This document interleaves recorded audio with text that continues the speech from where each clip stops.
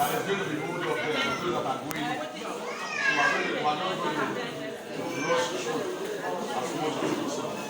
Now, organizational communication talks about the flow of communication in an organization. The flow is usually vertical and horizontal.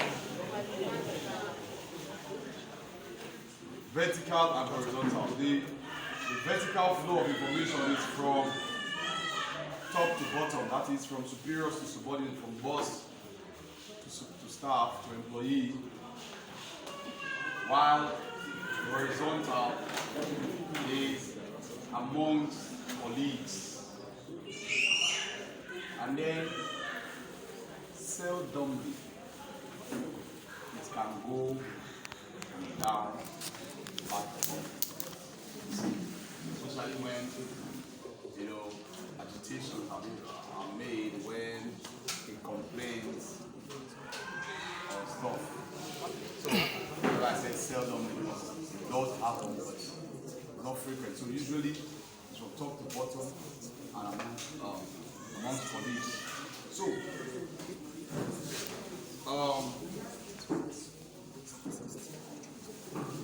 communication is not complete until it is understood.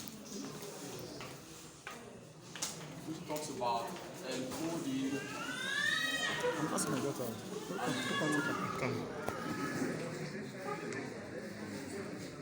The encoder is the one sending the message, and the decoder is the one receiving the message. Now, for a message to have achieved its aim, the purpose for which it was sent, the recipient must have understood what was sent, and if it is an instruction, be able to carry it out. While some are for your information, not necessarily to carry it out, but just to know that this is what is now obtainable, just to be aware, But the communication that is meant for instruction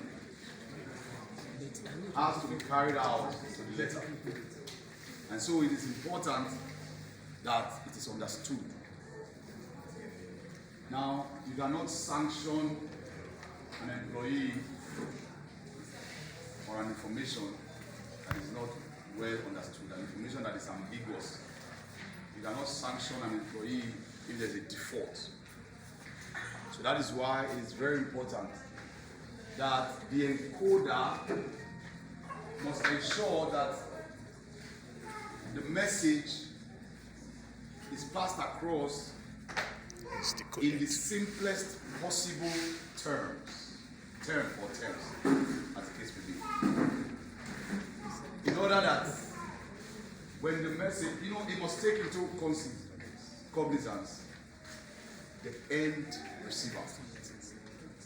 A message that is being sent to top hierarchy of the organization, for instance, will be different from or the encoding that is adopted in the message being sent to top echelon of the organization is different from the one that will be sent to messengers and cleaners, for instance. You must take into consideration academic qualifications, level of assimilation, and other such factors before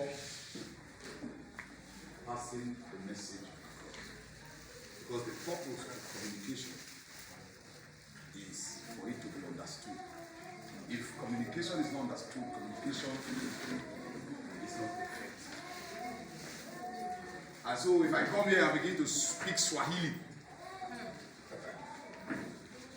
even though I may be making so much sense, but because you do not understand Swahili, I'm not communicating. So it's not in the grammar that is used, it is in the message that is passed across. This is why you must take into consideration the end receiver of the message of the communication before you encode. Now, another aspect of this lecture is ethics.